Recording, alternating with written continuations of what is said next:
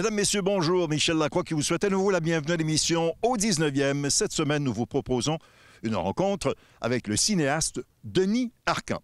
À l'équipement, on vous parle des nouveautés concernant les bois d'allée et à la leçon, Jean-Sébastien va nous parler de l'alignement. Mais attention, alignement pour les coups de départ, les coups dans l'allée, les approches et aussi les coups roulés. Tout ça et plus encore cette semaine à l'émission au 19e. Au 19e, une présentation de RBC au service de votre réussite. En collaboration avec Mulligan Centre du Golf pour un nouvel élan et Accès Physio. Ayez accès à la même qualité de soins à laquelle ont droit les athlètes de haut niveau.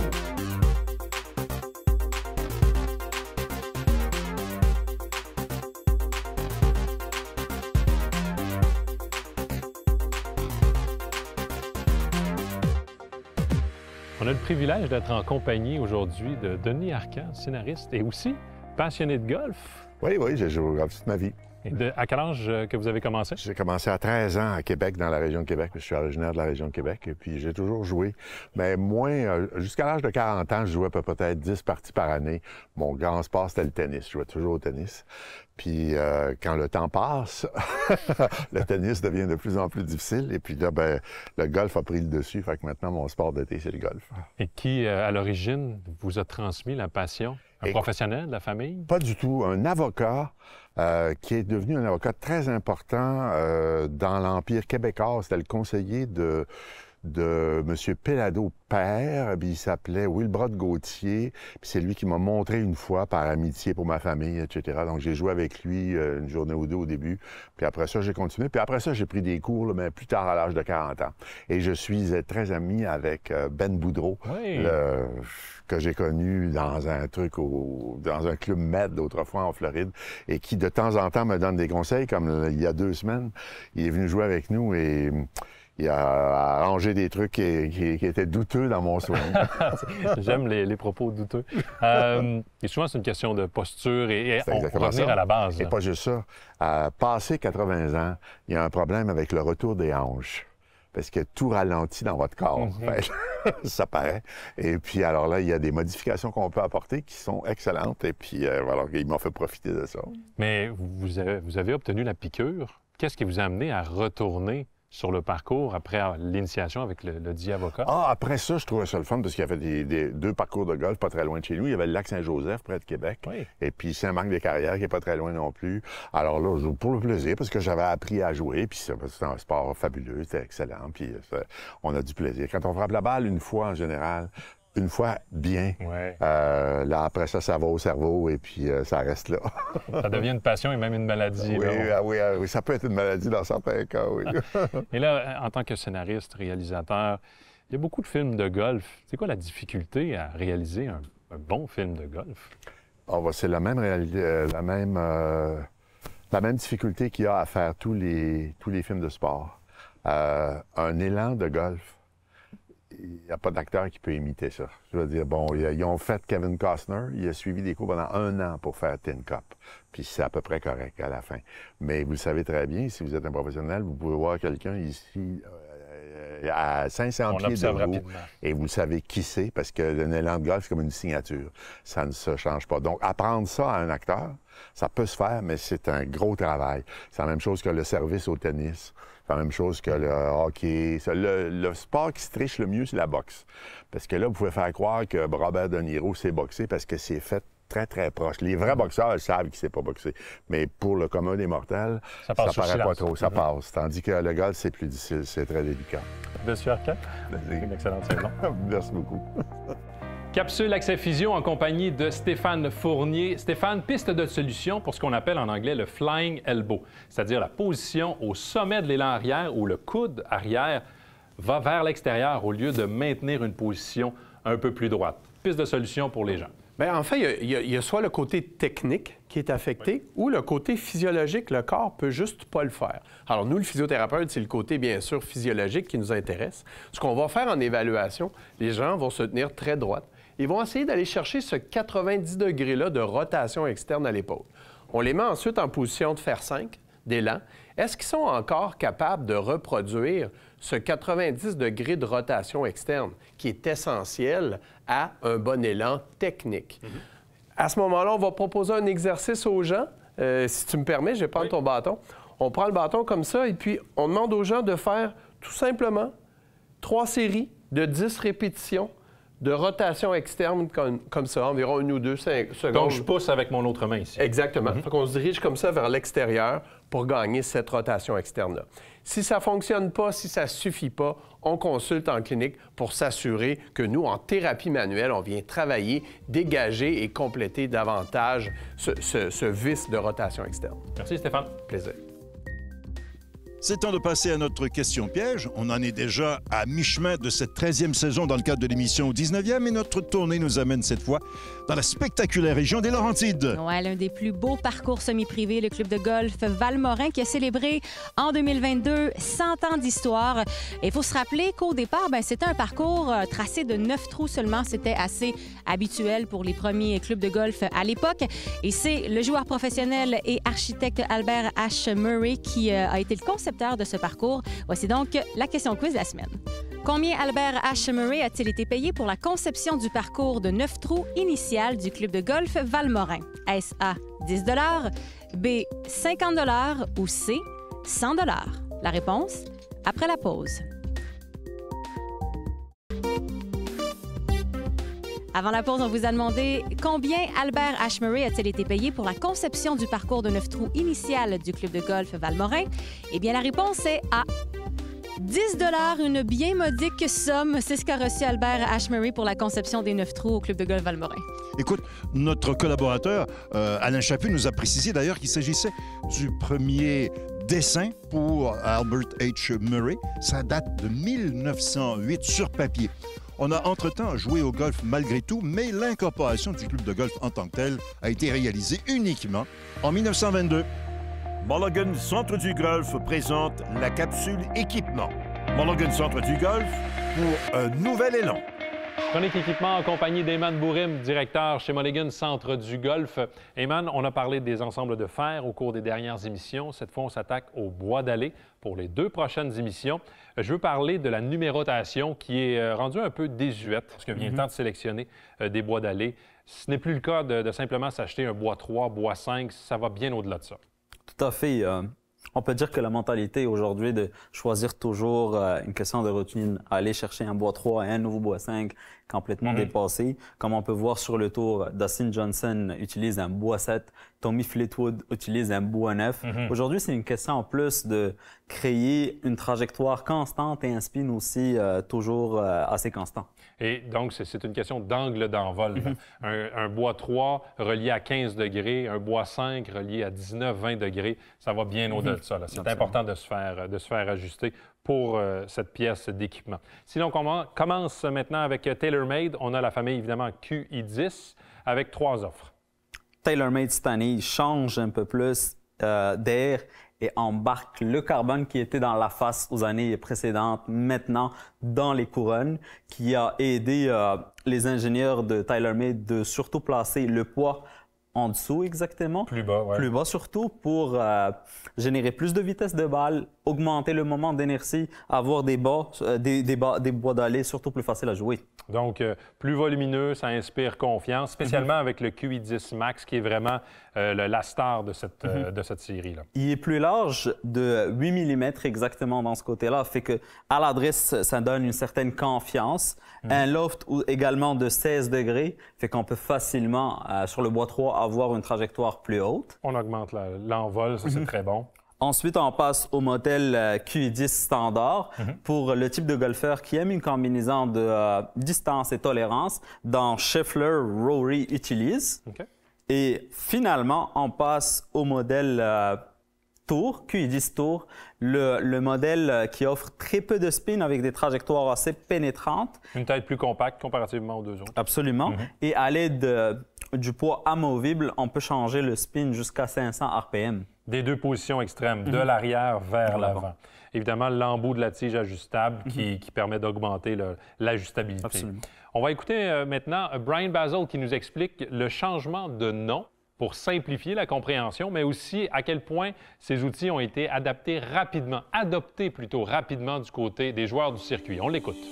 They all have this new Infinity Carbon Crown, which, to be honest, was really challenging to do, but it provides such a clean look. It saves weight from the highest part of the golf club, allowing us to add more forgiveness, lower the center of gravity, but you see that there. It's got almost complete coverage of carbon fiber, and think about it, each carbon fiber crown fits up on each loft, each skew that we create throughout all these models, and the fit and finish is second to none, just beautiful. The reality is that the majority of golfers fight what? They fight a slice. Yeah. They do. They hit for a right-handed player, the right side of the golf, left-handed player, left side. And our job is to give them better performance. And so to do that, we need to get them straighter. And so whether you want to call that draw bias, or draw bias kind of freaks you out, you don't want to, our job is to allow you to hit it straight. A better player can hit a lot of things straight, but the average player needs help hitting it straight. And so the Max products are the ones that are going to help you hit it the straightest the most often, give you the most ability to have success. And so you're hearing us kind of change our language because that's what golfers really want to understand and will gravitate towards, and the opportunity for them to get the best product, the product that's right for them, goes up, and that's a good thing. First reaction, wow. I mean, honestly, how clean it looks. That's the first, Scotty, that was his first comment. It looks so clean. Tiger talked about the leading edge, like how clean that square it looks. And then, of course, it backs it up. We're a company that believes in both form and function. Has to, kind of scream to you right before you even hit it, and then it's got to deliver. And so the deliver part has been awesome. You can see by the way they're putting it in play. Scotty went out and won, and he had the QI10 fairway wood in play. We're seeing QI10 tours start to go into play already. So great adoption right out of the gates, great feedback. So we're excited. Maintenant, on termine avec Titleist TSR, le projet Titleist Speed qui en est à une deuxième année. On a 4 modèles. On commence avec le TSR 1. Une tête tige grip extrêmement légère, désignée pour la vitesse de swing assez modérée pour offrir une trajectoire assez haute. C'est la tête la plus volumineuse de la famille. Bien sûr. Ensuite, on passe au TSR 2, le modèle le plus utilisé chez les golfeurs. Un CJ a un centre de gravité plus près exactement de la face et plus bas pour offrir des trajectoires assez hautes avec peu de spin. Utilisé également par Jordan Spieth, aussi sur le tour. Et finalement, on passe au TSR 3, plus compact, centre de gravité plus bas. Et aussi, on a 5 ajustements à part le Sure Fit pour bouger le centre de gravité de droite à gauche aussi. Donc, on multiplie les possibilités d'ajustement. Le 4e modèle, un peu moins connu, c'est le TSR 2 Plus. C'est quoi la différence comparativement au TSR 2? Tête plus volumineuse, loft de 13 degrés, fait que ça peut permettre aux gens de l'utiliser comme un mini driver sur les bois de départ. Donc, si on n'est pas nécessairement à l'aise avec un bois de départ, le TSR 2 Plus, plus petit, oui, mais peut aller chercher plus de distance. Absolument. Merci, Eman. Avec plaisir. La semaine prochaine, on poursuit notre tournée des manufacturiers en ce qui a trait au bois d'allée.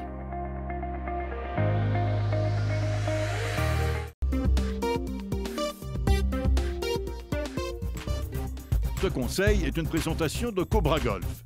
Aujourd'hui, je parle d'alignement. Autant pour le jeu long que pour le jeu court. Je vais parler de 4 erreurs que je vois de façon fréquente sur le terrain, mais aussi, je vais ajouter 2 astuces et une piste d'exploration. Premièrement, au terrain d'exercice. La majorité des terrains d'exercice, vous avez des tapis.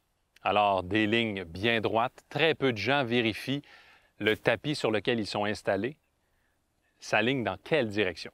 On s'installe, on frappe, on prend une cible sans savoir vraiment si on est bien aligné.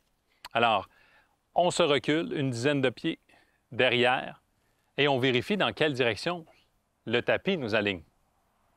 Si vous décidez de ne pas vous aligner avec le tapis qui est au sol, utilisez des bâtons, utilisez des baguettes. Ça prend un bon visuel lors de la position à l'adresse. Deuxième erreur qui concerne l'alignement. La majorité des golfeurs et golfeuses se positionnent derrière la balle, prennent une cible. Certains vont même prendre un point intermédiaire en ligne avec leur cible. Jusque-là, aucun problème. C'est lorsqu'on vient s'installer au-dessus de la balle, on dépose le bâton à peine et puis on le relève pour se positionner et être confortable. eh bien, on vient d'éliminer le seul point repère que l'on a pour s'assurer qu'on est placé par rapport à la balle toujours de la même façon. Lorsque vous sélectionnez votre point intermédiaire, assurez-vous de déposer le bâton au sol et de le laisser là, tant et aussi longtemps que mes pieds ne sont pas positionnés. De cette façon, je m'assure d'être toujours à la même distance par rapport à la balle, puisque mon bâton, c'est mon point de référence pour m'installer. Et d'autant plus que j'ai un bon visuel pour installer mes pieds de façon perpendiculaire. Très facile à régler durant la routine. Troisième erreur, et c'est peut-être une erreur qui peut vous aider mentalement, c'est lorsque vous prenez une cible. Trop souvent, les gens vont prendre une cible qui a rapport avec le résultat, la valeur du coup. Le fanion, le coin du verre, le coin d'une trappe, d'une fosse de sable. Allez plus haut, allez plus loin. Assurez-vous de prendre la cime d'un arbre qui est en ligne avec votre cible. Prenez la corniche d'une maison, un poteau de téléphone, peu importe. Ces objets-là qui ne sont pas à la portée de votre cou n'ont pas d'influence sur la façon dont vous pensez. Alors peut-être ça va vous aider à tout simplement prendre conscience que vous avez un alignement et ça n'influence absolument pas ce que représente pour vous votre cou. Donc ça peut vous aider mentalement. Quatrième erreur que je vois fréquemment, c'est sur les coups d'approche. On est en bordure du verre et souvent on s'est fait enseigner d'ouvrir le corps, de reculer le pied avant. Eh bien, la majorité des amateurs le font trop. On dépasse l'ouverture de 30 degrés, 45 degrés. Plus vous êtes ouvert par rapport à votre cible, plus vous nuisez à la qualité de votre impact. Ce n'est pas nécessaire d'ouvrir autant. Prenez votre position normale, parallèle à votre cible, et ouvrez d'à peine 10 degrés. Bien souvent, c'est amplement suffisant pour soulever la balle et augmenter votre trajectoire de balle. Maintenant, le temps de mes astuces. Première astuce, lorsque vous êtes sur les tertres de départ, avant d'installer votre tee et votre balle, profitez de ce qu'il y a sur le tertre pour vous aligner. Je parlais plutôt de points intermédiaires pour nous aider à la prise de l'alignement. Eh bien, positionnez votre balle derrière un divot, derrière une marque qui est facilement perceptible pour vous. Comme ça, de cette façon, lorsque vous venez vous installer au-dessus de la balle, vous avez votre point intermédiaire, votre référence que vous avez utilisée. C'est tout à fait légal. Deuxième astuce concerne le putting. Certains clubs de golf vont vendre des marqueurs avec des lignes déjà faits, déjà marquées. Alors, utilisez ces lignes pour, lorsque vous marquez votre balle, placez la ligne dans la direction que vous croyez que votre alignement, votre coup roulé va se diriger. De cette façon, lorsque vous vous positionnez pour lire votre coup roulé, vous avez un point de référence pour ensuite positionner votre balle en fonction de la ligne initiale que vous avez placée. Ça va être beaucoup plus facile d'aligner votre balle, mais aussi de voir et de lire votre coup roulé. Je termine avec une piste d'exploration et elle concerne votre casquette ou votre chapeau. Si vous avez l'habitude de jouer avec une casquette ou un chapeau, vous pouvez vous en servir l'intérieur visuellement de votre palette pour s'assurer que vous êtes bien aligné. Vous vous rappelez, je vous ai mentionné, prenez la cible le plus loin possible et le plus haut. Alors, si vous avez l'habitude de pivoter la tête toujours de la même façon, vous pouvez trouver un point de référence où, par rapport à votre casquette, est située votre cible. Alors, vérifiez le tout au terrain d'exercice. Tout ce qui est en haut de 150 verges, règle générale au niveau de la cible, c'est toujours au même endroit par rapport à votre palette de casquette ou de chapeau. Sur ce, vérifiez ces points d'alignement et améliorez votre golf.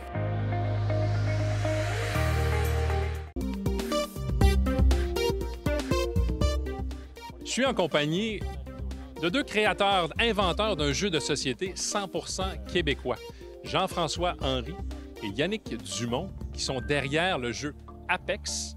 Messieurs, l'idée est tout à fait géniale. J'aimerais ça que vous m'expliquiez un peu comment elle est venue au monde, cette idée-là. En étant fanatique de jeux de société et de golf, je me suis dit pourquoi pas avoir une combinaison des deux. Et l'idée a pris 8 ans avant de faire son petit bout de chemin. Et voilà le résultat final. L'idée, là, c'était de s'assurer que le jeu de société ressemble à la partie de golf. il y a beaucoup d'éléments lors d'une partie de golf. Jean-François, explique-moi, c'est pour ça que ça a pris peut-être 8 ans, c'est de s'assurer que rien soit laissé de côté. D'un, oui, de simplifier un peu le jeu. Ça demeure un jeu de société. L'idée était vraiment de reproduire exactement les mêmes enjeux et les mêmes décisions qu'on va avoir lors d'une partie de golf. Alors, on a un apron de jeu qui va, évidemment, on évolue tout au long de la partie. Alors, évidemment, on a les bâtons qu'on va du début débutant aller jusqu'à un niveau professionnel. Et de là, évidemment, bien, on va prendre des décisions, que ce soit les distances et que ce soit aussi également les compétences, même au niveau du putting, vont s'améliorer tout au long de la partie. Alors, c'était quand même assez long à développer, d'arriver avec un résultat final qui soit simple. Évidemment, bien, on a rajouté des quelques cartes de twist, parce que ça demeure quand même un jeu de société. Oui, parce qu'on veut...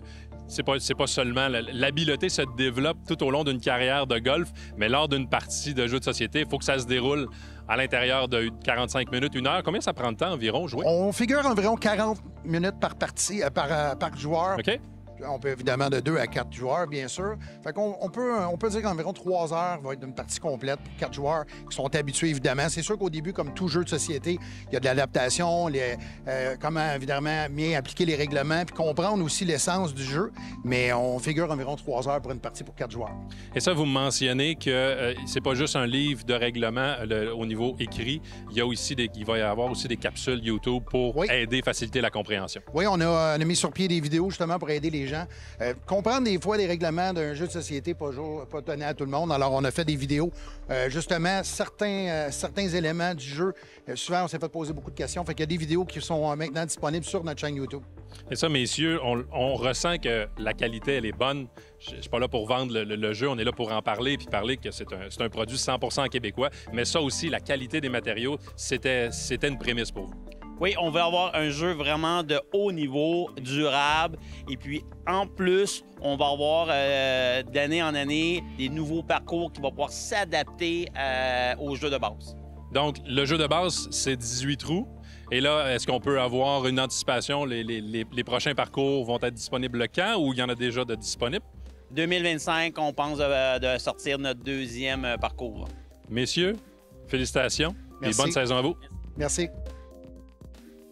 Ben, c'est déjà tout pour l'émission au 19e. La semaine prochaine, une rencontre avec Stéphane Lebeau, un des héros lors de la dernière conquête des Canadiens pour la Coupe Stanley en 1993. Côté équipement, on va terminer notre tournée concernant les bois de lait pour la saison 2024. Et à la leçon, on va retrouver Debbie Savamorel dans le sable. Elle va nous parler d'un élément technique pour nous sortir d'impasse, peu importe la distance. Tout ça et plus encore la semaine prochaine à l'émission au 19e. Au 19e vous a été présenté par RBC, au service de votre réussite. En collaboration avec Mulligan Centre du Golf pour un nouvel élan et Accès Physio. Ayez accès à la même qualité de soins à laquelle ont droit les athlètes de haut niveau.